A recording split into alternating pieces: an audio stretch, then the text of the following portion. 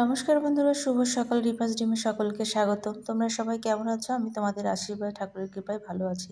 তো আজকে হচ্ছে একাদশী। তো একাদশীর সকালবেলা উঠে এখন স্নান টান করবো, ফ্রেশ হয়ে নেব, তারপরে একটু মুখ টুখ পরিষ্কার করে নিয়ে সকালে বাসি কাজটা কমপ্লিট। এখন নিজে একটু ফ্রেশ হয়ে নিয়ে তারপরে স্নান করব আর কি, পূজা করতে হবে। আর আজকে হচ্ছে তোমাদের দাদা বলতেছিল যে একটু চলো বাইরে থেকে ঘুরে আসার জন্য। তো কোথায় যাবো, হুট করে ডিসিশন হলো যে কোথায় যাওয়া যায়, নাটোর যাবো, এরকম একটা প্ল্যান করলাম। তো সেই অনুযায়ী দেখা যাক। তো ঠিক আছে বন্ধুরা, দেখতে থাকো ভিডিওটা। তো এইদিকে ওর খাবার, যেহেতু মেয়ে আর আমি একাদশী আছে, দুজন একাদশী আছে, তোমাদের দাদা যেহেতু একাদশী করবে না, আর সেই কারণে ওর জন্য খাবারটা একটু গরম করে দিচ্ছি। ফ্রিজে গত দিনের যে মাছ রান্না মাছ ছিল, আর কাকিরা দিয়েছিল মাছ মাংস দিয়েছিল, সেটা একটু ওর জন্য গরম করে দেব। আর ভাতও আছে, সেটা গরম করে দিলেও খাওয়া দাওয়া হয়ে যাবে। আর আমরা তো একাদশী হচ্ছে সেটার ফল প্রসাদ নিয়ে নেব। তো ওর জন্য একটু খাসির মাংস আর একটু মাছের তরকারি ছিল।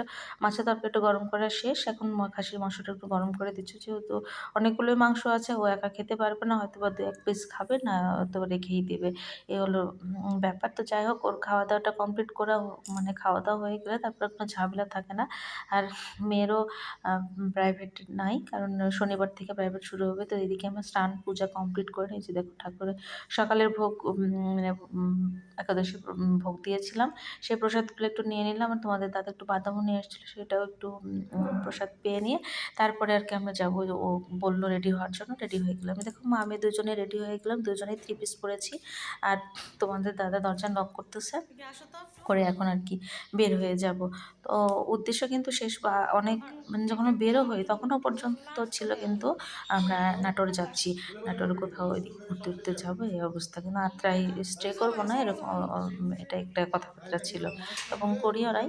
তো যাই হোক, এখন আমরা কিন্তু বের হয়ে যাচ্ছি। আর মেয়েকেও আসতেছে। আর মেয়ে মাত্রই স্টান করছে, চুলটা ওর খোপা করে রাখছে। আর আমি যে দেখো, যেহেতু অনেক সকালে করেছি, চুলগুলো শুকায় গিয়েছে, তারপরে ছেড়েই রাখলাম। তবে অবশ্য পরে অবশ্য একটু বেঁধে রেখেছিলাম, কারণ অনেক বেশি ছিল। আর এদিকে দেখো যে পাশের বাসায় যে দেবরগুলো আছে, তারপরে এদিকে ভাগনা আছে, তো ওর সঙ্গে একটু কথাবার্তা বলছিলাম, কোথায় যাচ্ছে জিজ্ঞেস করতেছিলাম যে কোথায় যাচ্ছ মামি। তো আন্টি কোথায় যাচ্ছে, আর বলতেছে দিদি কোথায় যাচ্ছেন, এই ব্যাপারে কথাবার্তা বলতেছি, একটু ফাজলামো করতেছিলাম। যেহেতু আমাদের দেশে নির্বাচন হলো এবং সেখান থেকে একজন অভিভাবক হয়েছে, তো সেই হিসাবে আর কি ওটা নিয়ে একটু ফাজলামো করতেছিল। যদিও আমি কোনো দল করি না, যখন যে দল করবে সেটাই ঠিক আছে, দেশ চললেই হয়েছে, এসব আমার দেখার বিষয়ও না, আমি সাধারণ মানুষ। তো দেখো, এখন আমরা চলে গেলাম। ওরা ওই পাশ দিয়ে আসলো আর আমি এই পাশ দিয়ে এসে গাড়িতে উঠলাম। উঠে এসে দেখো একটু তোমার, মানে মেয়েকে একটু ভিডিও করার, মানে বলতেছি দিকে তাকানোর জন্য। আর ও তো রোদে তাকাতেই পারতেছে না, চোখই মেলে না ওর, এরকম একটা ব্যাপার। আর আমার তো এই যে চুলটা আটকায় নিলাম ঠিক করে। আর এখন দেখো যাচ্ছি কিন্তু, এই সময় হুট করে ডিসিশন হলো যে না, নাটোর যাব না, অন্যদিকে কোনো একটা দিকে যাচ্ছি। তো কোন দিকে যাচ্ছি, যে পাটুলের যে রোডটা, সেই রোডটাই যাবো। প্রথমে যেটা কিন্তু নাটোরের রোড ছিল, পরে হচ্ছে কিন্তু রাস্তাটা দেখো আমার কিন্তু খুব ভালো লাগছে। আর রাস্তা কিন্তু তেমন জ্যামও ছিল না, একদমই নিরিবিলি একটা রাস্তা, খুবই ভালো লাগতেছিল। আর বিকেলবেলা রোদও লাগতেছে না, একটু ঠান্ডা লাগতেছে না, গরম লাগতেছে, সুন্দর একটা আবহাওয়ার মধ্যে দিয়ে যাচ্ছি। রোদটা গায়ে পড়তেছে আর নিরিবিলি রাস্তা, বাইকে যেতে যেতে বেশ মজা লাগতেছে, আমার খুবই ভালো লাগলো। তো দেখো, ওইখান থেকে চলে আসলাম কিন্তু আমরা পাটুলের যে রাস্তাটায়, সে মিনি কক্সবাজার যাকে বলে, সেটাই আসছি। কিন্তু এখন দেখো কক্সবাজারটা পুরো শুকনো কাঠ অবস্থা।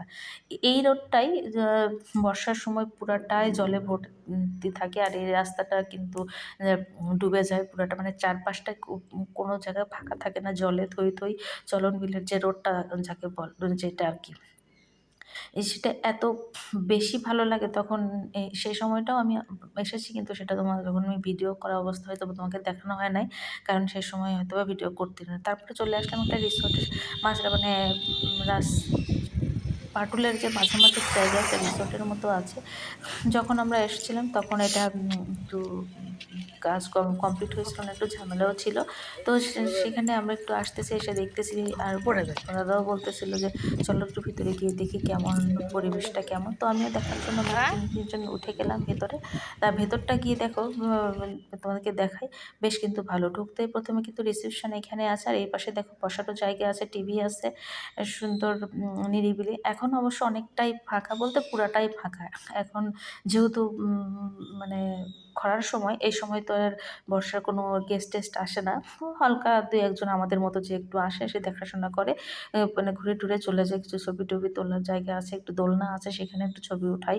মানে সব মিলিয়ে বেশ ভালো একটা পরিবেশ। তবে যখন এই বর্ষার সময় এই জায়গাটা যখন আসবে, তখন লোকজনে পরিপূর্ণ। দেখো প্রত্যেকটা জায়গায় কিন্তু ফাঁকা, প্রত্যেকটা চেয়ারই ফাঁকা আছে। আর এইখানটায় দেখো মাঝখানে যে গাছটা সুন্দর, এটা কিন্তু কৃত্রিমভাবে গাছ করানো আছে, সেটাও সুন্দর লাগতেছে। আর তোমাদেরকে একটা জিনিস দেখায়, সেটা হচ্ছে এই জায়গাটা দিয়ে পুরোটা যে চারপাশটা যেটা দেখা যাচ্ছে, সেই জায়গাটা পুরাটা কিন্তু যখন জল হয়ে যাবে, জলে পরিপূর্ণ, আর মাঝখানে এরকম একটা রিসোর্ট, জলের বাড়ি মানে এসে ধাক্কা লাগবে, কেমন ফিল হবে সেটা একবার মানে উপলব্ধি করো, তাহলেই বুঝতে পারবা। আমার তো এখনই ভাবতেই খুব ভালো লাগতেছে যে কতটা ভালো লাগবে। আর চারপাশে নৌকা নিয়ে ঘুরতে অনেক মজা লাগবে। তো আমি তোমাদেরকে একটু করে দেখিয়ে দিচ্ছি। জানি না আবার বর্ষার সময় আসতে পারবো কিনা, যদি আসতে পারি অবশ্যই তোমাদেরকে দেখাবো, আর আমি আসলে তোমাদেরকে দেখাবো না তা তো হতেই পারে না। তো এখানে এসে মেয়ে বলতেছিল ও একটু মানে কলমির যে ফুলগুলো হয়, কলমি ফুলটা সে নেবে। আসলে ওই ওই এই এসবের সঙ্গে তেমন পরিচিত না, যদিও মানে খুব থাকে ও, গ্রামের যে বিষয়গুলো সেগুলো অনেক কিছুই সে বোঝে না, কিন্তু আমি চেষ্টা করি ওকে একটু একটু করে বোঝানোর জন্য। অনেকটা ও আল চেনে না, ধার চেনে না, অনেক কিছুই ও মানে বোঝে না, মারাই করা বোঝে না। তো যাই হোক, আমি এই যে কলমি ফুলটা আছে সেটা আমি নিতে আসছি। আর আমি আবার বলতেওছিলাম যে এই জায়গাতে কোনো নোংরা টোংরা আছে নাকি, যেহেতু গ্রামের পরিবেশ, আর মানুষজন এখনো সেই যদি আগের মতোই সেসব মানে কি যেটা বলতে চাচ্ছি তোমরা অবশ্যই বুঝতে পারছো, যে বাথরুম টাথরুম করেই রাখছে কিনা, পরিষ্কারই বলে দিলাম তোমাদেরকে। তো যাই হোক, সেটা দেখলাম যে না, অনেকটা একটু ভদ্রই হয়েছে মানুষজন, এসব আর দেখা যায় না। তা আগে তো গ্রামের ভিতর ঢুকলেই তো এরকম একটা অবস্থা, জঙ্গলের মতো হলে। তো মেয়েকে যে ফুলটা দিচ্ছিলাম, মেয়ে আমার থ্যাংক ইউ দিল। আর ছোট ছোট কি যেন একটা ফুল নিচ্ছিল, ওটাও কলমি ফুলের মতো, কিন্তু অনেক ছোট ছোট। তো যাই হোক, আমি অনেক ছবি তুললাম, ভিডিও করলাম, রিলস করলাম, তোমাদের দাদাও সাথেও করলাম, করে চলে আসলাম বাড়িতে। বাড়িতে এসে কিন্তু চটপট করে স্নানটা মানে ফ্রেশ ট্রেশ হয়ে নিয়ে ভগবানের ভোগ লাগাবো। তো সে কারণে একটু আলু ফ্রাই করে নিচ্ছি, আর এদিকে বাদাম ভাজছি, ভাজা কমপ্লিট। আর সাবুর পায়েসও করা কমপ্লিট হয়েছে, এটা আমি রাত্রেবেলা ভগবানের ভোগ লাগাবো, তারপরে আর কি আমরা প্রসাদ পাবো। তো সেটার জন্য দেরি আর করবো না, তাড়াতাড়ি করে নিয়েছি, যেহেতু অনেকটা দেরি হয়ে গেছে। আসার পর প্রথমে অবশ্য কোনো সন্ধ্যা দিয়েছি, তারপরে সন্ধ্যা দিয়ে আরতি করে তারপরে আসছি রান্না করার জন্য। রান্না করে গিয়ে ভোগ লাগাবো, একটু দেরি হয়ে যাবে, কিছু আর করার নেই, যেহেতু একা একাই করতেছি। দেখো এদিকে আমি ভগবানের থালাটা রেডি করে নিয়েছি, এদিকে আমার ভোগ লাগানো কমপ্লিট, তারপরে ঠাকুরকে দিব, শয়ন দিব।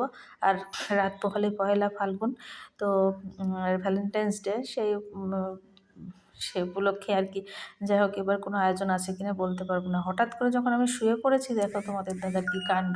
শুয়ে পড়েছি, এই সময় দেখি সে আমার একটা ফুল নিয়ে এসে আমার হাত বাড়ায় ফুলটা দিচ্ছে, যে মানে জীবনের প্রথম সে আমার এভাবে করে একটা ফুলটা দিল। হলুদ একটা ফুল নিয়ে আসছে, মানে হলুদ একটা গোলাপ নিয়ে এসছে। আমি তো খুবই খুশি, দেখো না কতটা সুন্দর লাগতেছে, এত ভালো লাগতেছে, কি বলবো, অনেক সুন্দর লাগলো। তো যাই হোক, এই তো ছিল বন্ধুরা সারাদিনের ভিডিওটা। তো কেমন লাগলো অবশ্যই একটু কমেন্ট করে জানিও। এখন এই যে আমরা শুয়ে পড়েছি, মেয়েও শুয়ে পড়েছে।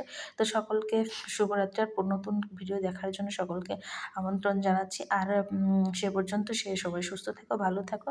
আবার একটা ভিডিও নিয়ে চলে আসবো। আর এদিকে যেহেতু শুয়ে পড়ছে, তোমার দাদা লাইট ধরছে আর আমি একটু ভিডিও করছি। তো ঠিক আছে, সকলকে